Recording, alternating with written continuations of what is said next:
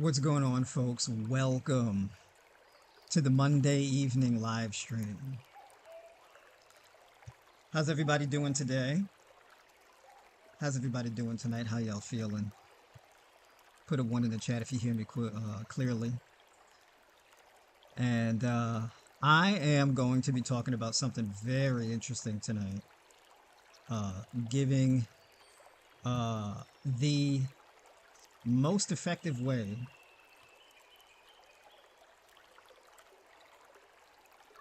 to get in shape, build muscle, drop body fat, and improve your metabolism. It's the most effective way, according to peer-reviewed scientific data, personal experience that I've had coaching other people. Tried and true. And it is my internal philosophy. Plant-based wife, good evening. How you doing? Good to see you in here. Don Ann, hello. So I'm going to get started with it. And, whoever tunes in late, I'm just going to have to catch it on the back end. But my personal philosophy, train, feast, fast, those 3 things, is the key to guaranteeing your results. Now, not everybody can do it in that order or right out the gate. And the reason for that is because it is intense. The most intense parts are the training and the fasting. The feasting is the easy part. The feasting actually is like the reward. But this is a lifestyle philosophy. And to develop that philosophy, it took me a lot of personal trial and error and a lot of unanswered questions that I had to go through. As far as coaching people, whether it be in the gym, online, whether it be with diet, training, things like that. And people's results vary to such a large degree due to age, whether it be chronological age, metabolic age, training age, etc. Sleep quality, how diligent you are at your lifestyle habits as far as your sleep quality, all these kind of things. So it's really difficult to pinpoint what somebody's success and results is going to be. But I can guarantee results according to Train Feast Fast. That is the one thing that has been able to produce the most consistent long-term results, but it requires a certain person to be able to do it. Now, Train, Feast, Fast, each three of these things has to be done intensely and deliberately.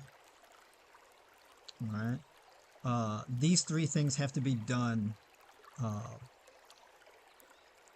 in a very efficient way. Let's start with training. Now, when I talk about training, this is going to be high intensity training. Now, intensity is the king. The problem is it's very difficult to do. It's not just very physically taxing, it's mentally taxing. It's hard to wrap your mind around how hard you're actually training and how hard you can train. Most people,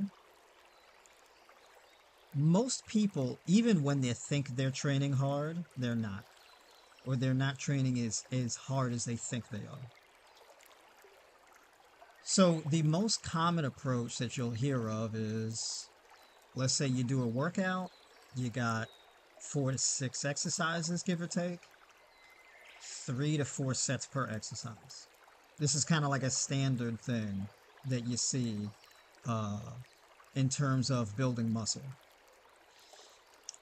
Because on paper, training volume is king. So if on paper and all the peer-reviewed data says that the best way to put on muscle mass is training volume, well, why is that? Right? So people will disagree with me and they'll say, well, no, actually, when it comes to building muscle mass, all the data shows training volume is the king when it comes to building muscle mass. But there's certain things that's difficult to measure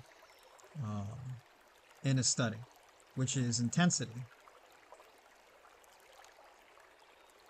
So volume is a means to an end. If you do something enough, you will accumulate enough fatigue that will ultimately be equivalent to high intensity. So you're reaching peak intensity just over a longer time frame, right? In my performance enhancement journey, when I say performance enhancement journey, I'm talking about like strength and conditioning training, right? Athletic performance enhancement training. There's all types of different programs and ways to train. And the thing is progressive overload. Basically, each time you do that particular workout, you make the workout more difficult than the last time, right? So one popular powerlifting program is 5x5, right? 5 sets of 5. And each set you add a bit of weight, 5, 10% to the weight, to the bar or so, right? And so you progressively throughout the 5 sets, you lift more and more weight. So let's say you start with a weight that is 65 to 70% of intensity. So you go from 65, then you go to 70, then you go to 75, then you go to 85, then you go to 90, that kind of thing, right? You gradually add 5%.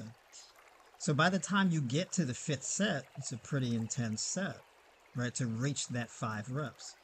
Now the thing is this has a long training cycle, meaning the first workout is not going to be that difficult when it comes to those 5 sets.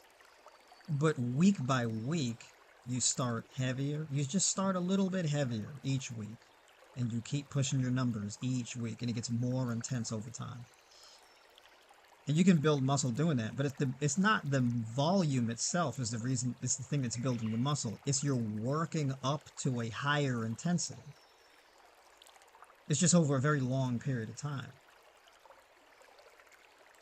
In my experience, if you're not training to be a power lifter, you're not trying to maximize the amount of weight that you can lift one time or so. You're not training for a powerlifting meet. You just want to build new lean mass. This isn't going to really be the most beneficial way to go about it. It's very time consuming to do it this way, actually. So the quickest way is, for example, what if you used a resistance band? Now, the beauty in a resistance band is you don't got to worry about dropping a weight on your neck, right? It is the most risk-free form of exercise, resistance training, that you could possibly engage in. You don't got to worry about dropping a dumbbell on your forehead or your foot or anything like that. You don't got to worry about getting pinned under a bar on the bench press, or collapsing and getting pinned under a weight under a squat, or hurt your back under a deadlift or anything like that. You don't have to worry about that kind of thing when you're training with a resistance band. Good evening from the UK. What is that? Julie. Welcome, Julie Hunter. Julie Hunt, excuse me. So, let's say I wanted to work out my chest, right? So I get a resistance band. And actually, I can probably show you this. Right? I'm going to give you an example of this.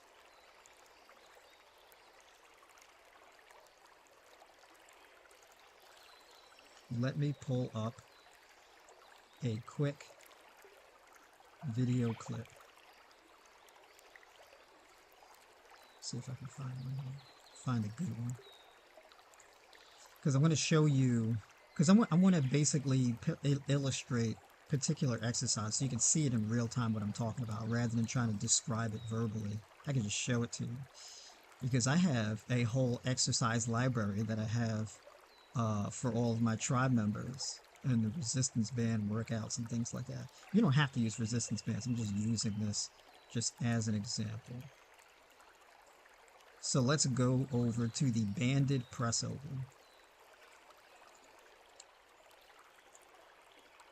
Alright.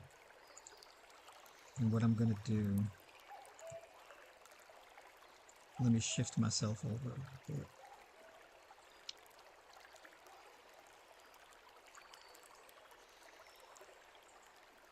Alright.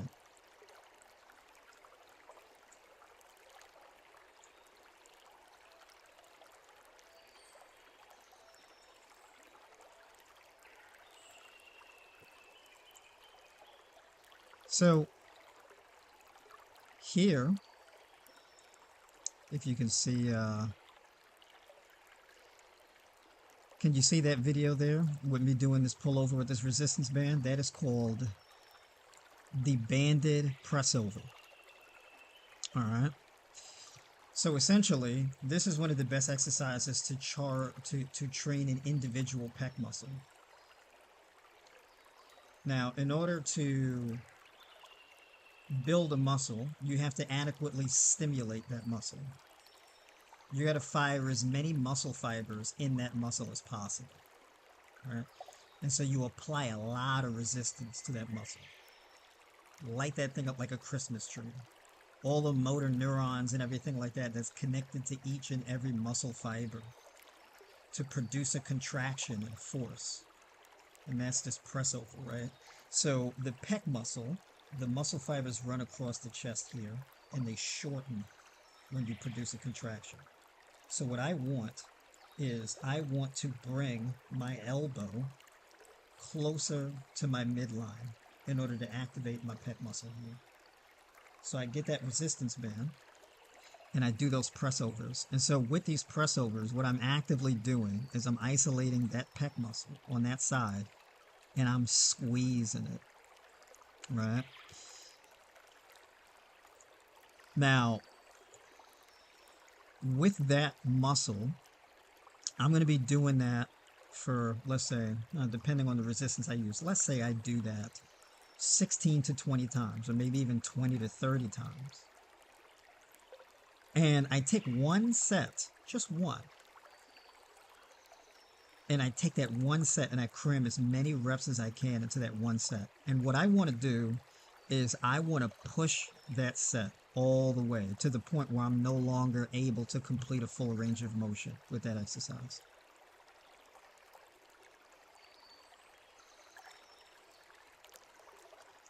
So throughout that exercise, throughout that one set, and I'm not gonna like if the muscle starts failing and I'm no longer able to produce that muscular contraction, I'm no longer able to do a full range of motion with that press over, like the muscle's not firing anymore, stop. Do the other side. Essentially what I've done is I've taken the amount of fatigue and stimulation in that muscle, and rather than spreading that stimulation out over a period of 3 sets, 4 sets, 5 sets, I've crammed it all into one set. Just one. Right? Now, with conventional weights, this may not necessarily be a good idea because you got to warm up. There's certain shearing force to the weights, that kind of thing. The rules are a bit different with conventional weights. With resistance bands, it's a bit different. And the reason why is because as you pull against the band pulls against you. So basically, the resistance increases as you go through the range of motion. So the maximal amount of resistance is placed on the muscle when it is in its strongest position. With conventional weights, it's the opposite. The most amount of stress is put on the muscle when it's in its weakest position. So if I'm doing that with a conventional weight, the maximal amount of force or pressure is being put on the muscle when the muscle fibers are stretched out as much as possible. And that's going to put a lot of the stress on my shoulder. And so this small part of my shoulder is going to get all this stress here. And then I have to drive through the movement. And then gradually, as the muscle gets into a stronger position, it's now less resistance. All right. So the further you get through a rep with conventional weights, the rep gets easier. It actually doesn't get harder, right? There's less resistance placed on the muscle with conventional weights. Resistance bands, it's the opposite, right? So you get to maximize the amount of force and the amount of resistance and stimulation you put on the muscle while minimizing how much stress you're putting on your joint. Right?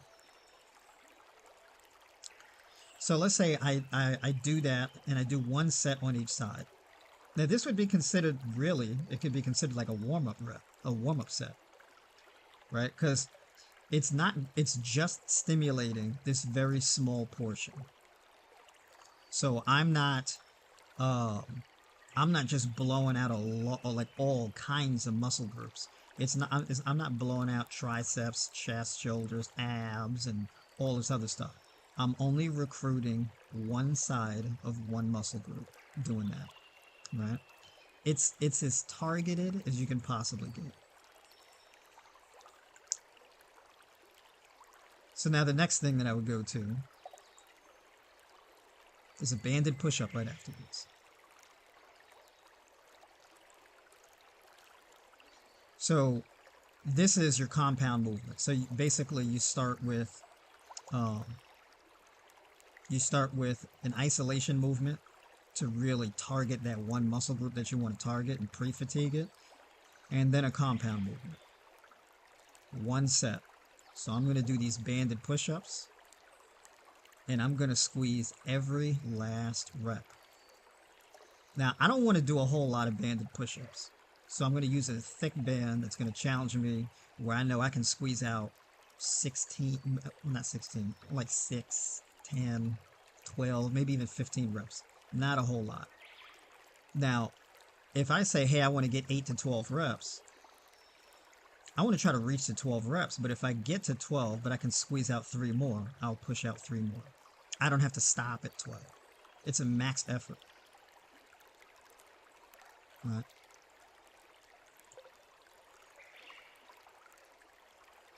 So that's just like an example of that's just an example of how you can train. And you can do that with any muscle group. You can do that with your lats, you can do that with biceps, triceps, you can do that with your glutes, your hamstrings, whatever the case is. So for example, if you wanted to max out your chest, you do one isolation exercise for your chest and one compound movement for your chest. If you wanted to do your quadriceps, you could do one isolation exercise for your quadriceps and one compound movement for your quadriceps, right? And that principle can be applied to each muscle group. A workout like this can take you anywhere from 20 to 30 minutes, depending on how many muscle groups you're targeting.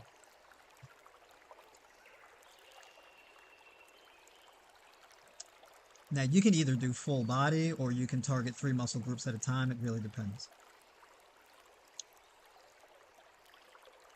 Now, going back to the mindset with this, by the way, folks, hit the like button on the stream, right? So if you're finding value in this information so far, definitely hit the like button. What do the YouTubers say? Drop kick the like button, right? Smash that like button. So you don't even necessarily have to use 2 exercises. You can use 1 exercise per muscle group. So let's say you do, what does a training week look like? A training week can be one day, it's a push day. Let's say chest, shoulders, triceps. Another day would be a pull day. It's your upper back, mid back, and biceps when you're done. And then another day could be legs and abs. And that's it, just 3 days. Now there's a variety of different ways that you can split it up. It depends on how much time you need, and it depends on what your eating schedule is like and what your fasting schedule is like. The normal way that most people go about it is if it's 3 days a week, you train Monday, Wednesday, Friday, and you take the weekend off.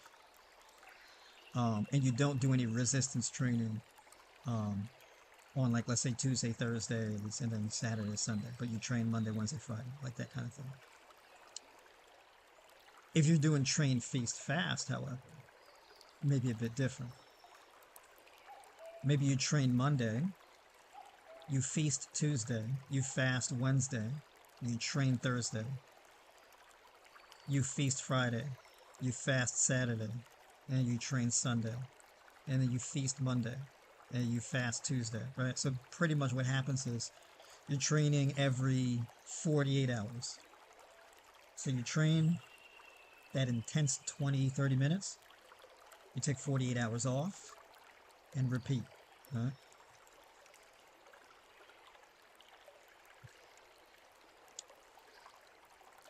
That schedule, you may be training 2 times a week, sometimes 3 times a week. So you may say, well, that's not really that much training at all. No, it's actually very low training volume. Now, the reason why this, who is this for, really, right? Who is this for? What is the point of training so hard, but doing it so infrequently, right? Because what everybody tells us is, when you're working out in the gym, when you said, please repeat that. So the first option I gave was the conventional way would be to train Monday, Wednesday, and Friday and take the weekend off. But if you're doing train, feast, fast, then you train every 48 hours. So which means that you would train Monday, feast Tuesday,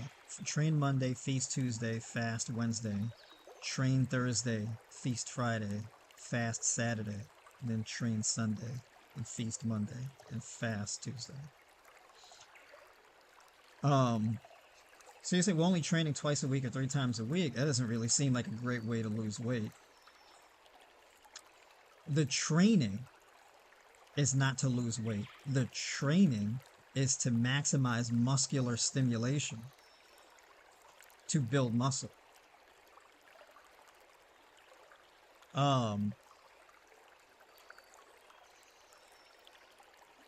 If you're working out to lose weight, you're working out for the wrong reason. Working out is the hardest, longest way to lose weight. You don't work out to lose weight. That's not why you work out. It helps, but that's not why you work out. You should not be working out to try to lose weight. It's not the point of workouts. So, who is this for? Why would you train so infrequently? Well, first of all, if you're going to train that intensely, you can't do it all the time. You can't do it every day. Some people can, and it is called for sometimes, but it's not a thing that you can maintain long term. Now, if you're doing train, feast, fast, you definitely don't want to be doing this every day because you will get burned out. Your nervous system takes longer to recover than everything else. Now, I'm a fairly nuanced person. I deal with chronic illness. I deal with people who are dealing with chronic illnesses, but they also want to build muscle and lose weight and get in shape. So, load balancing becomes important. If somebody has anxiety and depression, gut health issues, diabetes, hypothyroidism, and they want to lose weight, I can't be having them working out 4 or 5 times a week in perpetuity. I could probably have them do that for 3 weeks and then they got to back off. When I say workout, I'm specifically talking about resistance training and I'm specifically talking about high intensity. They can work out every day if the intensity is very low. And sometimes that's called for. It depends on the person. But what I'm talking about is guaranteeing, I'm talking about guarantees of both building muscle mass and dropping body fat, and then as a bonus, improving your metabolism. I'm talking about guaranteeing all three. That's what I'm talking about. So what I'm talking about is not like a normie thing that you can kind of just do in all cases. That's not what I'm talking about. This is like a very specific thing. This is ideal for a person who is highly motivated, but they don't have a lot of time and they're having recovery problems. You're a fully grown adult, you work long hours, maybe you have kids, you have a lot of responsibility, you don't sleep too well, you got a lot of body fat to lose, but you're highly motivated. This is great for you.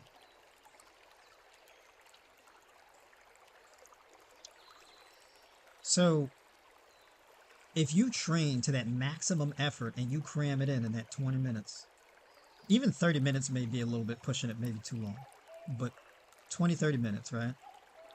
And you push it hard. Once you're done with that intense training, your entire mindset has to shift to recovery. That's where the feast comes in. You train hard, and then you focus on refueling your body and giving it an abundance of everything that it needs. And then you get to bed at a decent time, you do everything you can to get good quality sleep, and you recover and you rest over the next 24 to 48 hours. In some cases, it's 72 hours.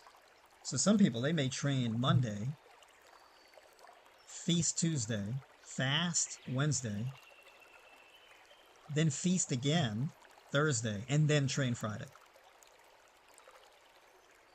Some people may need to do that.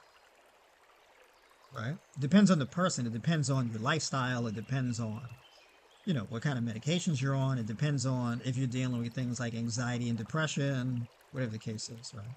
You have to factor in things like anxiety and depression. If you're dealing with anxiety and depression and your dopamine sensitivity is shot, you will get burnt out real quick.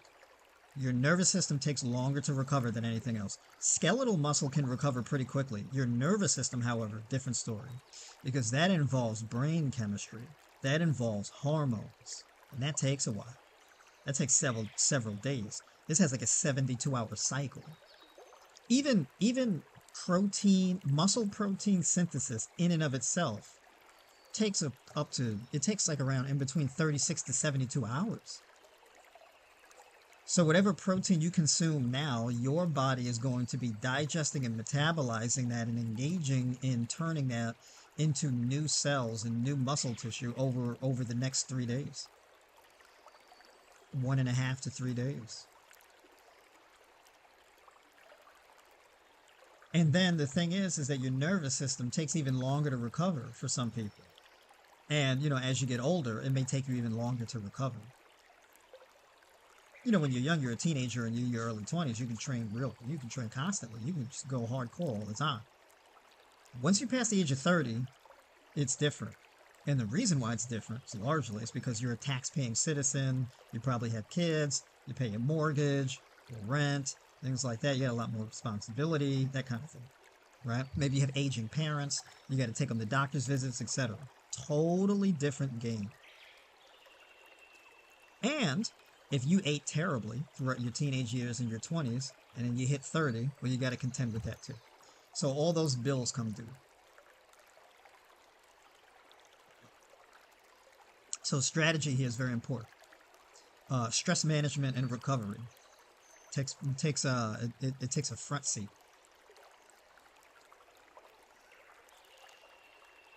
Do you have any training tips for someone that does rotating shifts at work? Yes, if you have rotating shifts at work, this would be a good thing to use. So you may only be training twice a week. So you may want to train lower body once and then upper body once. Or maybe you want to train front of the body and then back of the body. What is front of the body and back of the body?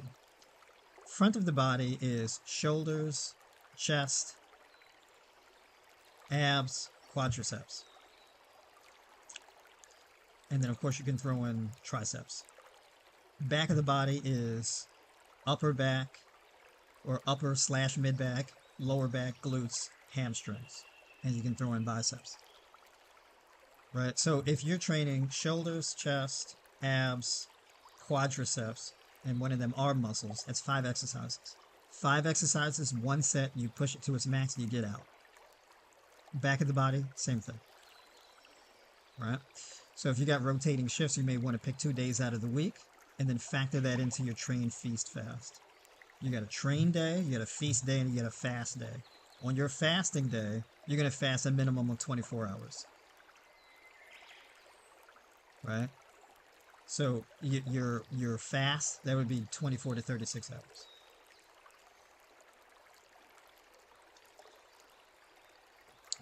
It's not train, fast, feast, it's train, feast, fast. So then there's other ways to do it. Resistance bands, they come in like a set of 4 or 5. So let's say you want to build your upper back muscles. You do bent over rows. You pick the heaviest band you can use. Let's say your heaviest band, you can get a maximum of anywhere between 12 and 16 reps maybe with that band. And you push it as far as you can. You get that, let's say the green band, the extra heavy band, and you're pulling on it.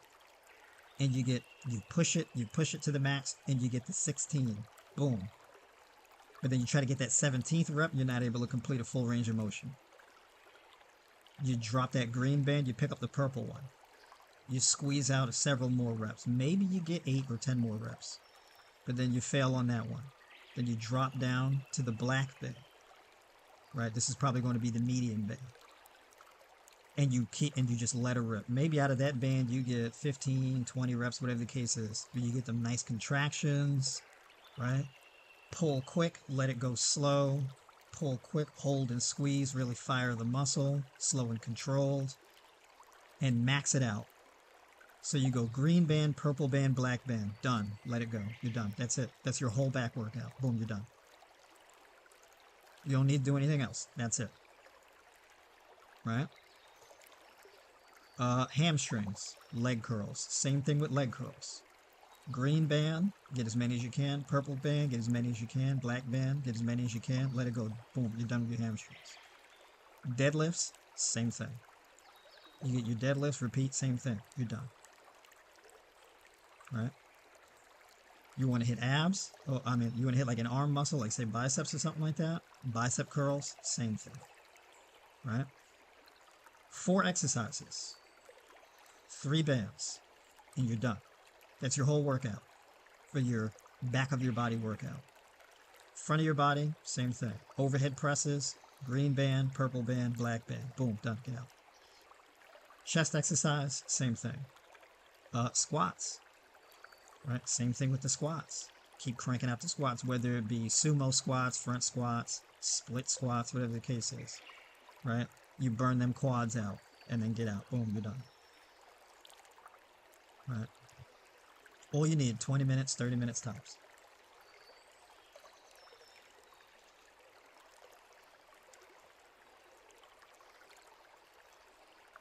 For 30 minutes at least 5 days. No, no, no, no. I'm talking about training like 2, 3 times a week.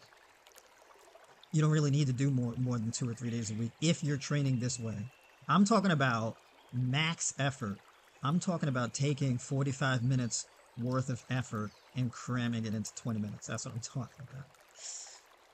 I'm talking about like taking a week's worth of effort and cramming it into 20 minutes. That's what I'm talking about. I mean a true max effort. And 99.9% of people do not know what it feels like to do a max effort. Before being a nutritionist, I was a personal trainer. I was a strength coach. And I would be training somebody, and they'd be like, all right, I'm done. I got no more reps. I'm like, no, you got like 3 more. They're like, no shot. And guess what? They had 3 more. And then they finish the 3, and I'm like, you actually have 2 more. And they're like, no way. And then they go for it, and they have 2 more. You do not know how deep your reserves are. You don't know, because there's a part of your brain that you have not unlocked. You have no idea how hard you can actually work. You have no idea how much effort you're actually capable of. You don't. You don't know. Most people don't know. Because there's a part of you that you never dig into unless it's a real emergency situation. The only difference is this kind of training, you deliberately train to tap into that. It's a gold mine. It's a gold mine. This was difficult for me to wrap my mind around because I was always told look, I got several different certifications and they all tell you 10 to 16 sets per muscle group. Train between 60 and 85% of your 1 rep max, right? Leave 2 to 3 reps in reserve. That's what all the studies said, right? And that does work. It just takes a long time. So pretty much you're doing burnouts. I guess you can kind of say it's burnouts, but not. It's burnouts, but like without the rest of the workout. Like people will do burnouts where they'd be like, all right, cool. So I'm gonna do like, let's say chest day. I'm gonna do bench press and then incline bench press and then flies and then decline press and then dumbbells. And then an hour later, then they decide that they want to get some little dumbbells and do a burnout set, or get on a machine and do a burnout set. And they put the pin in and they get the reps in, and then they move the pin to a next weight and do it again and the next weight and do it until the muscle not firing no more. But that's like an hour-long workout. Now you can do that when you're like 16 years old, 22, or whatever the case is, or like, you've been bodybuilding for like 10, 12 plus years of your life, or whatever the case is. But when you are a newbie, when you have pre-existing medical conditions, when you're married, you have kids, you have a mortgage, you own a business, you gotta open up QuickBooks and log all your purchases, you gotta set money aside for taxes, you gotta make sure people are paid, double check payroll and all this type of stuff. There's so many other stresses that you deal with as an adult, as a working class adult with responsibilities. There's all kinds of stressors that you gotta contend with. Long hours. If you're a nurse or a doctor or something like that, you've been on your feet all day. You work 12 hours. You work 16 hours. That's some craziness. You work overnight. All this type of stuff. Crazy long hours. And then you got family and all this type of stuff. That bodybuilding, that conventional bodybuilding stuff where you're training, 5-6 hours a week, right, on the chicken and broccoli diet, no. Most people are not doing that. It's just logistically not plausible. And it's not necessary either for most people to do. I'm talking about the most efficient way to do things. Why train for 60 minutes to fatigue the muscle and maximize the stimulation if you can get it done in 20 minutes? You got 40 minutes. You got an extra 40 minutes if you get it done in 20 minutes. Why would you stretch it out to 60 minutes? But there's the mindset issue. Some people, they can't, some people do not have the mental capacity to train this way. If that's the case, don't do it. Because if you look at me like I lost my mind and you'd be like, I'm terrified of training like that, don't do it.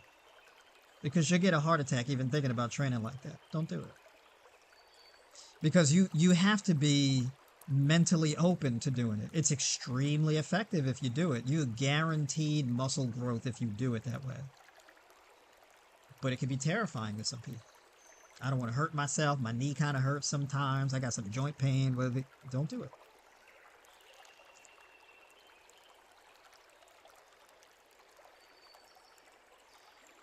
What should obese people do as far as a workout?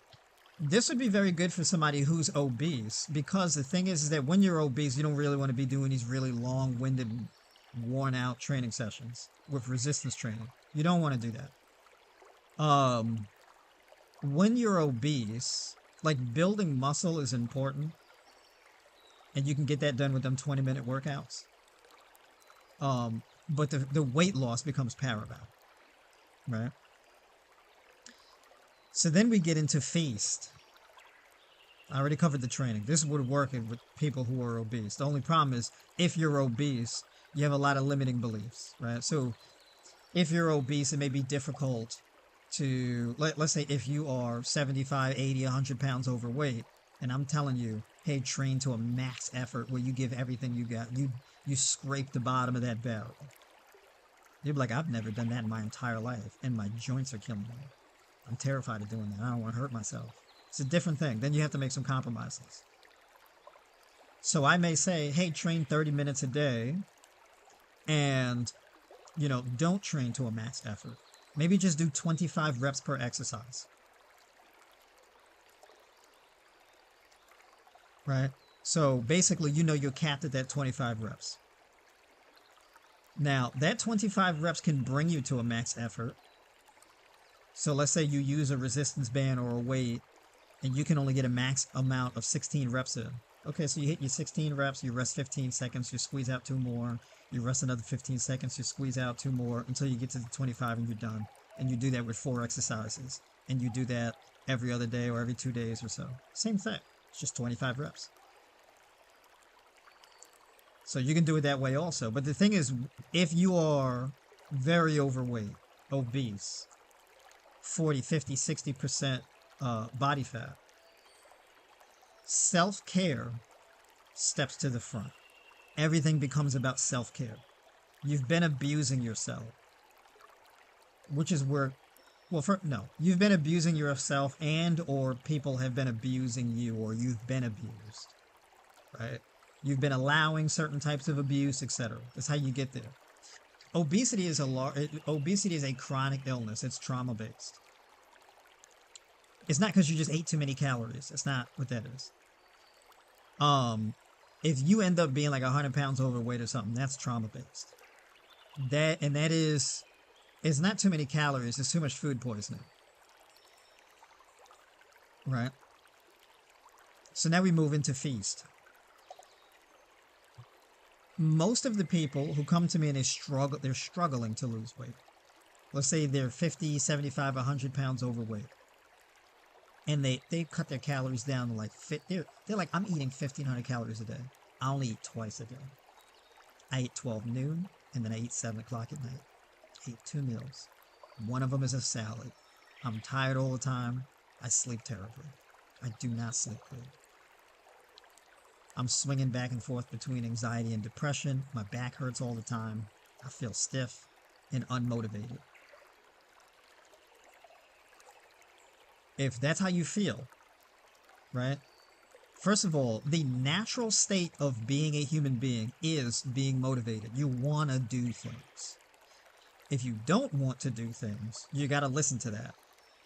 Don't think like, oh, well, if I don't want to do things, it's just because I'm lazy. Laziness is not even a real thing. If you really want to get into that, right? Laziness isn't really what we think it is. If you are depressed or anxious and you feel unmotivated or you feel frozen, that's a sign of trauma. You're not lazy. There's an obstruction. You're worn out and fatigued and tired. You need some love and self-care. You need to be loved on. It's a different thing. You don't go and think that you're just going to drag yourself into the gym and do an hour and a half of cardio and weightlifting and all of that and leave out of the gym every day a sweaty mess. And that's going to get you to premier health. And then, somebody's going to come along and make a documentary about you. That works on television, but in real life, that's not a winning strategy. I'd probably see maybe 2% of people who deploy a strategy like that actually succeed that way. But it's slim pickings. I have not seen that to be an effective strategy. I have not. I have committed my entire life, my entire adult life, to trying my best to get people in shape. Trying to get people to lose weight, build muscle, get off their medications, all of that. I've been a coach, I've been an educator my entire adult life. Right? Completely committed to human health. And when I see people and they're running themselves ragged on recumbent bikes and treadmills and lifting weights and they're sweaty all the time and tired and they poor sleep quality, it's just a matter of time before they quit. Because it's a form of torture. It will break you. When you're hungry and then you're not eating every day, it's like you're kind of eating, but you're kind of not. It's not fasting. It's worse than fasting. Cutting your calories very steeply is worse than fasting. It's worse. I give you an example. You ever seen on social media, it's like a dog, it's like a little dog, and there's a person recording the dog, and they want to record the dog's reaction. And they get the scooper and they dig into the dog food, and they're rummaging all around in it to get the dog's attention. And then they put like 2 little cubes of dog food in the bowl, and they plop it in there. And the dog looks at it and is disgusted. How dare you? Fill the bowl. Right? They start baring their teeth and everything.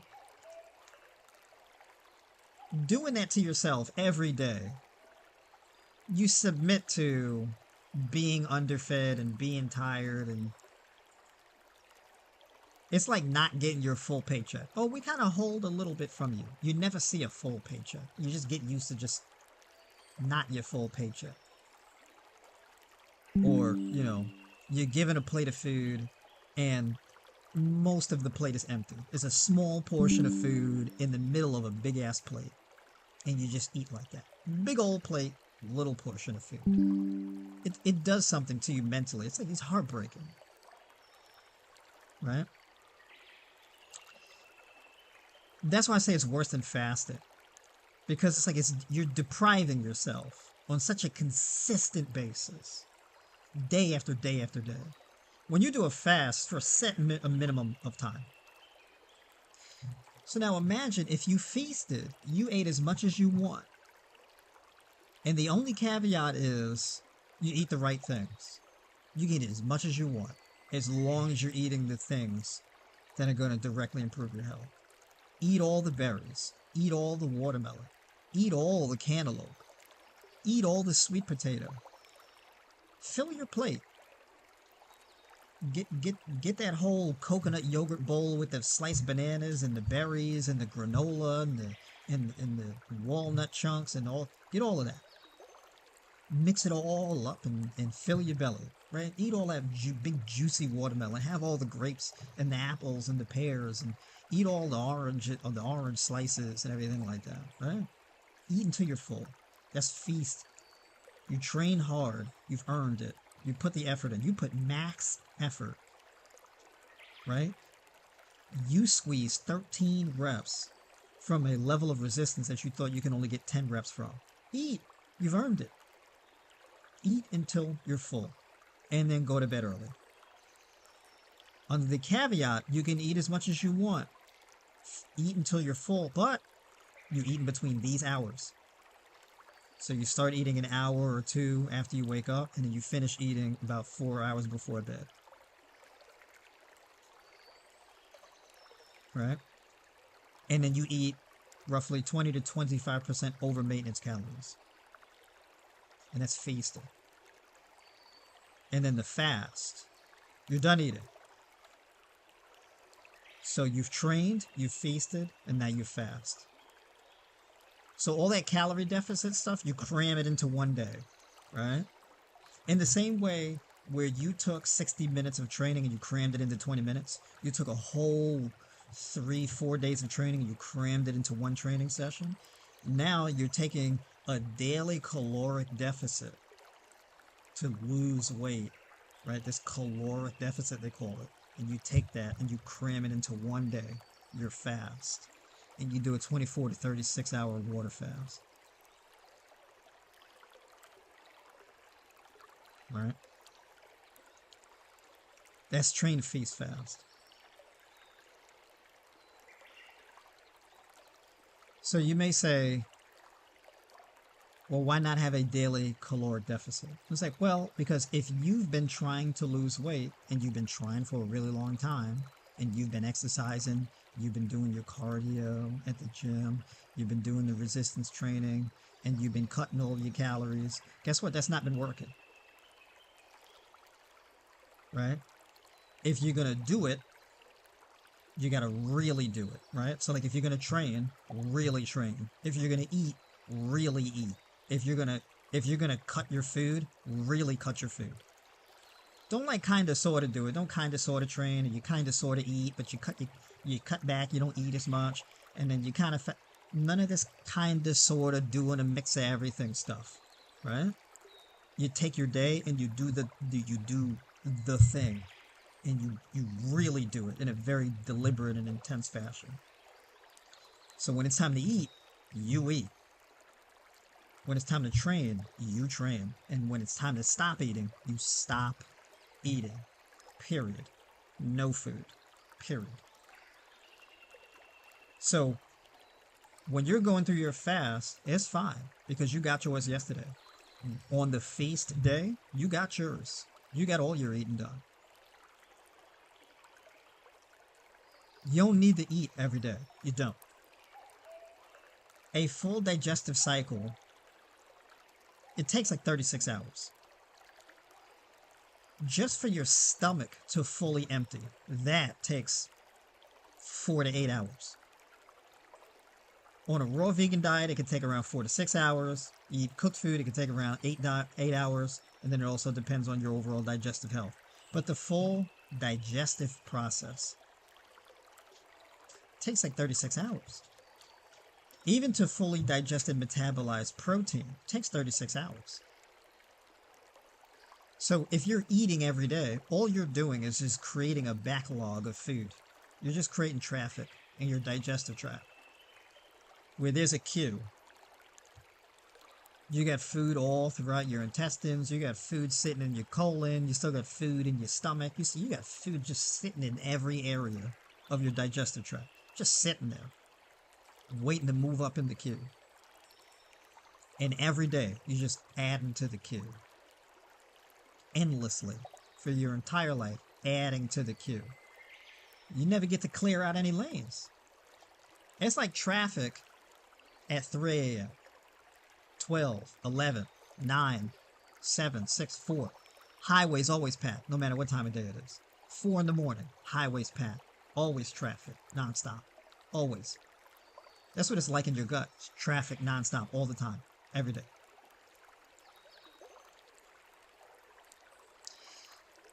So, this is why I say you don't need to eat every day. Let your gut clear out.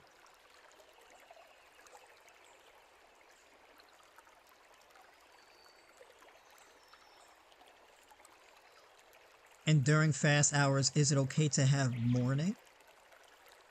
Oh, moringa and ginger tea. Yes.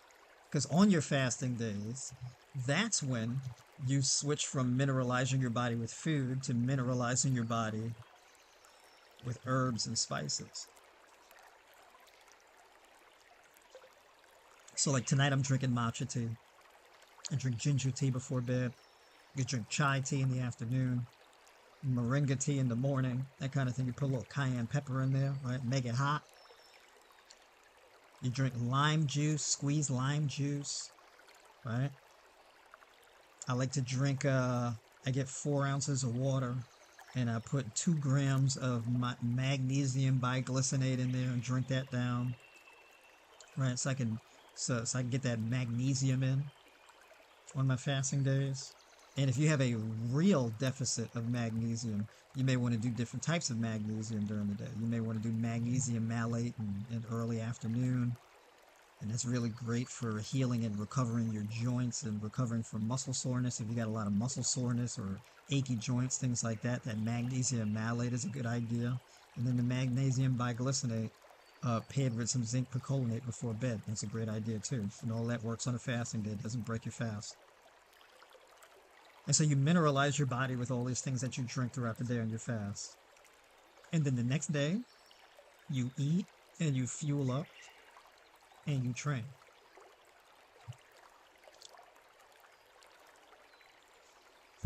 So, backing up for a bit. Oh, by the way, before I go back into it here, drop kick, smash the like button, or gently tap the like button, politely, delicately tap the like button. It's kind of fun and creative to talk about all the different ways of telling people to hit the like button. Right.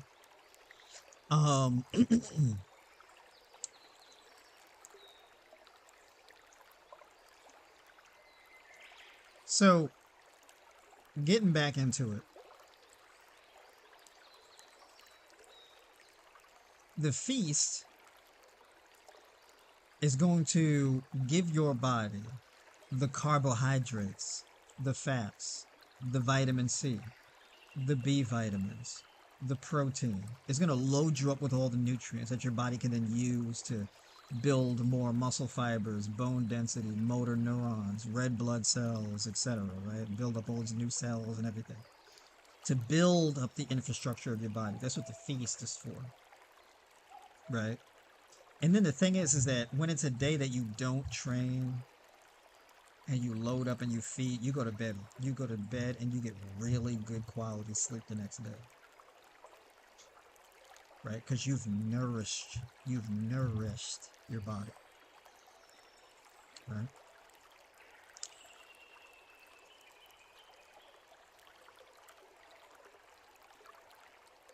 The reason why this is first is because if you want to drop body fat, you have to feed the goose that lays the golden egg. You got to put something in. You got to put something in first if you want to get anything out. You can't just starve your way to a healthy weight. It's not how that works. You can't just be doing this aggressive calorie cutting stuff all the way to a healthy weight. It's not how it works. You just end up feeling more miserable and more depressed and more unmotivated when you do that. It doesn't work. You gotta feed and nourish the goose that lays the golden egg. You are the goose that lays the golden egg. You gotta take care of that goose.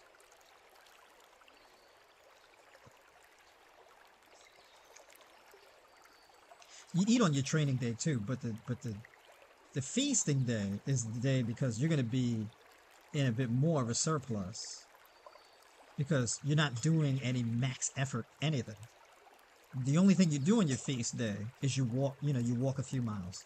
You walk your 3, 4, 5, 6 miles or your whatever, however many miles. You only really need to do like 5 or 6 miles, but even 3 miles is enough. Setting a daily goal of walking of like 10,000 steps, that's like one of the best things that you could do for weight loss. The most effective exercise for weight loss is walking. That's actually the most effective one. It's not that effective for muscle building. Very effective for weight loss, though. Specifically, fat loss, lowering your body fat percentage. You hit that 10K steps every day, it'll come down. And you hit that 10K steps on your training day, your feasting day, and your fasting day. And you chip away at the body fat. But the fasting day, you don't really need to do any kind of intense anything. That's a day for reflection, gratitude, deep breathing, meditation, education, stress reduction, finding your peace. That's an internal work day. That's a spiritual work day. That's a Sabbath, right? So to speak. And then it's back to the yard on the training day. We've got to really rethink the way that we do things. Because the way that we do things is like very weird, right? It's kind of like the United States is like built on slavery, right?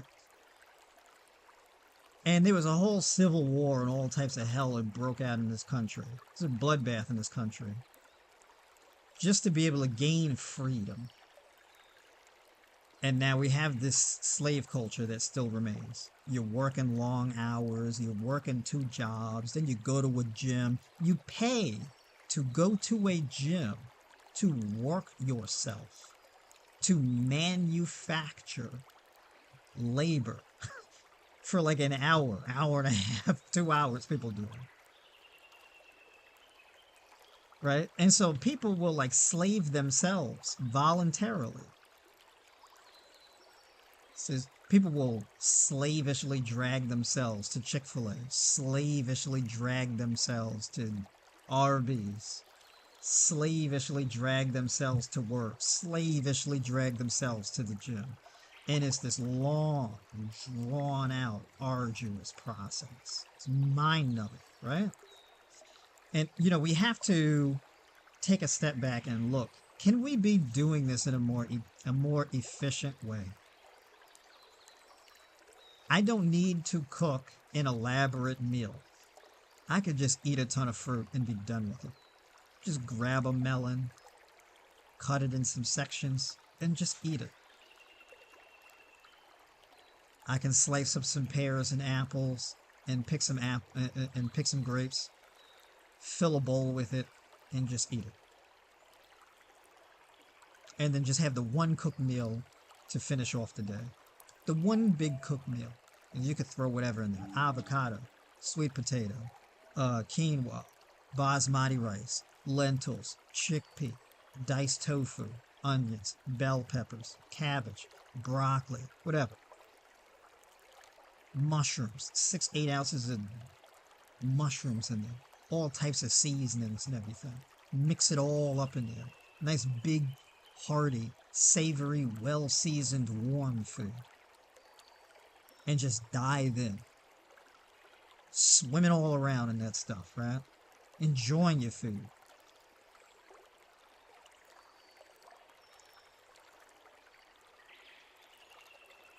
We gotta be able to diminish some of the stress in our lives, right?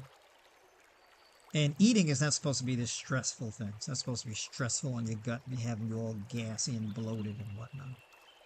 The fruits, really easy on your gut. Coconut yogurt, really easy on your gut. Sweet potato, really easy on your gut. Avocado, really easy on your gut.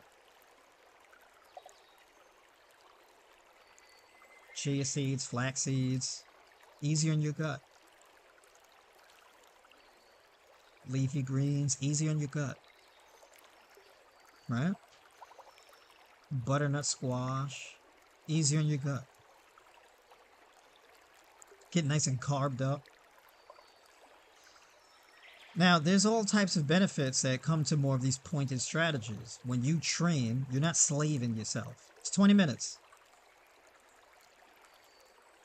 That's not slave work. You're like, I'm getting in and getting it out. Right? You got to treat your workout like you're heating something up. Like, let's say you're cooking your food. If you're cooking a meal, you're cooking a specific type of food, and it takes 10 minutes to cook. Why would you cook it for 15, 20 minutes? You burn it. If it takes 10 minutes to cook, 10 minutes. That's it. 10 minutes in and out. Okay, you don't need to be more than 10 minutes.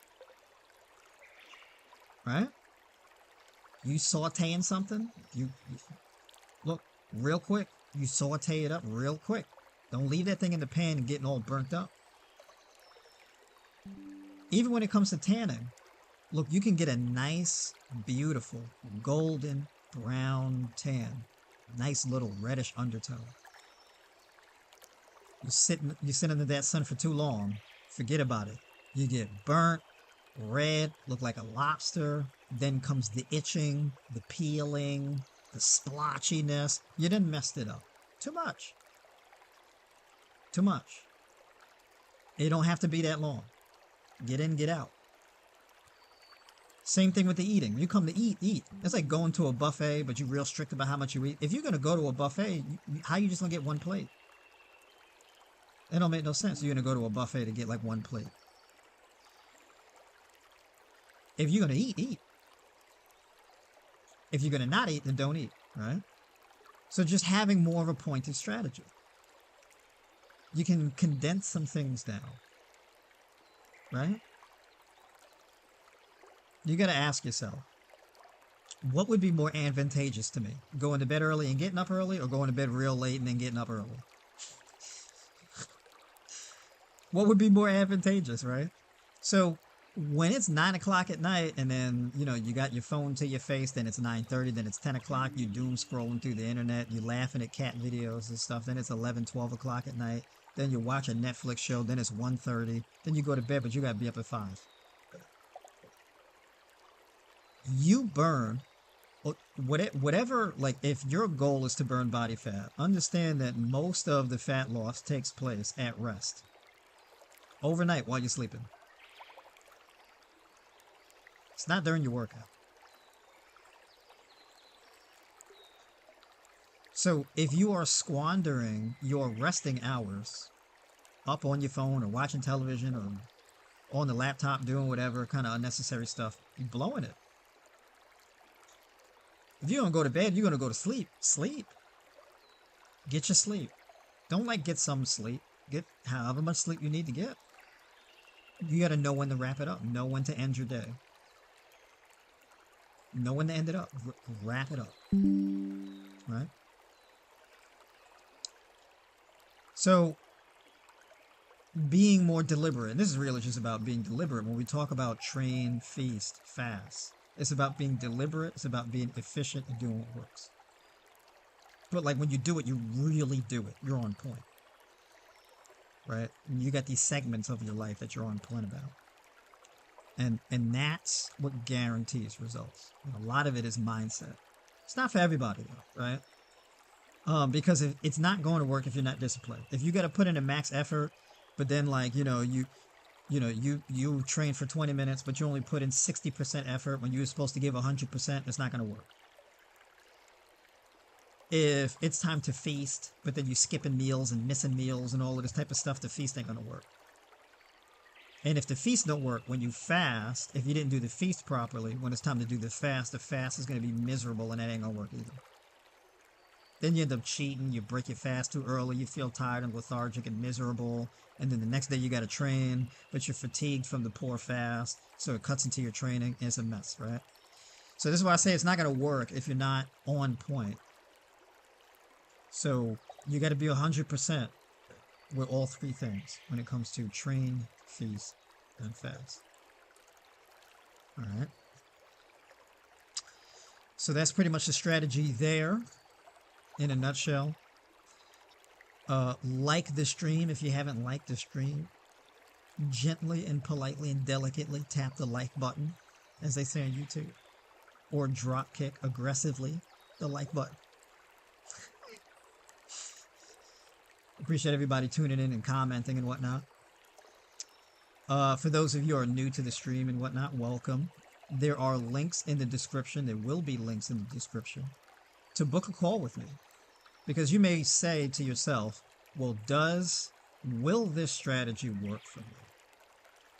I want to do this strategy, but how do I know if it's going to work for me? You may want to get on a call. Should I train every other day? Should I train every 2 days? Should I train every 3 days? Which one should I choose? Book a caller, right? Or sign up for coaching. But the links to those things to sign up for those things, whichever you decide to choose, will be in the description. I'm doing a YouTube stream every Monday, right? Putting out some important conversation, putting out some important information here.